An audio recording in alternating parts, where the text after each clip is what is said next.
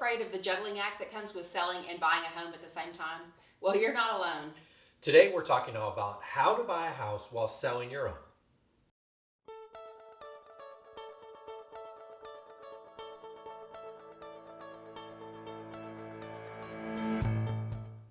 Hey everyone, we're Glenn and Jodi Meter with Rocket City Homes at Southern Shade Realty, located in North Alabama.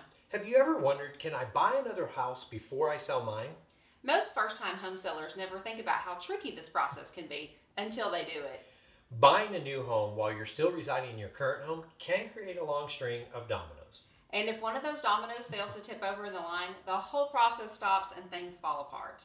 But you definitely can sell and buy at the same time. It just requires a good deal of planning.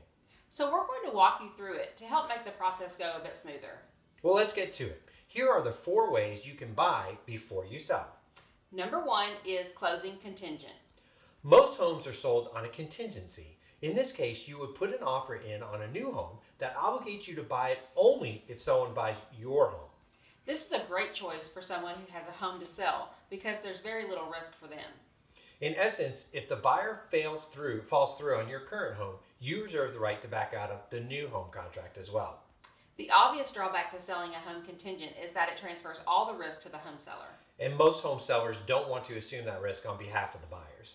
This is especially true if you're trying to sell a home in a highly competitive market. Think about it. If you had multiple offers on a home, 5 of them were contingent, but one of them writes a contract that's non-contingent, wouldn't that one be more appealing to you?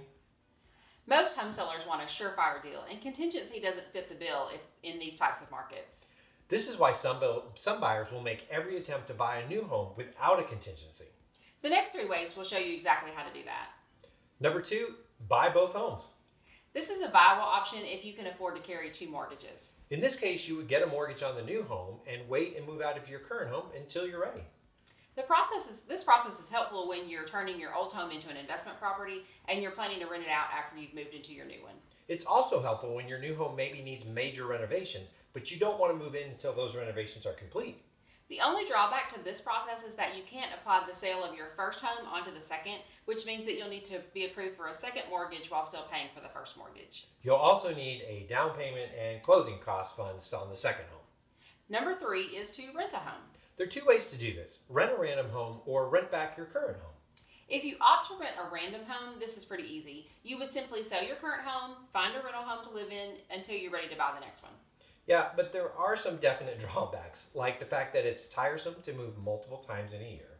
Or there may be expensive storage fees or pet boarding fees if you need to temporarily use either of those. And you may be obligated to your rental lease if you find your new home earlier than expected.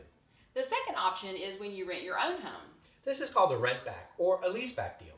In this case, you would negotiate to stay in your current home after it sells by renting it back from the new buyers. You would get all the proceeds from the sale of your home, which gives you both time and money to purchase a new home. Of course, the big drawback is that it transfers the risk to the buyer, and most buyers are hesitant to take that risk of renting their new home to you and prolonging their own move-in date. Number 4 is to close non-contingent. This is a riskier option, but it's still a viable one. In this case, you would buy a second home without being able to break the contract if your home fails to sell. In this situation, the home buyer assumes all of the risk, but in highly competitive markets, it may be the only way to make your offer stand out. One consequence to this option would be that you might be stuck with 2 mortgages to pay until your current home sells. Like we said before, buying a home when you have a home to sell can be tricky. Sometimes there are transactions where multiple families are buying and selling contingent, which creates a long string of dominoes. Orchestrating something like that is an art form, and you definitely need a good real estate agent who can guide you through that process. Now that we've talked about the different ways to approach the situation, let's talk about the actual details on how to buy a house before selling your current house. First, you want to get pre-approved for the mortgage for your new home from your lender, letting them know that you plan to sell your current home and buy a new one. Hopefully you'll have an idea of what kind of profit you'll make on your current home, and you'll know how much you'll have to put down on the next property. Your lender can tell you what kind of loan options are available to you, how much is required to put down, what the interest rate may be, and how much your monthly payment will likely be. Once that's all set, you'll want to get your house ready to go on the market. We have other videos about getting your home ready to sell that you can watch for that.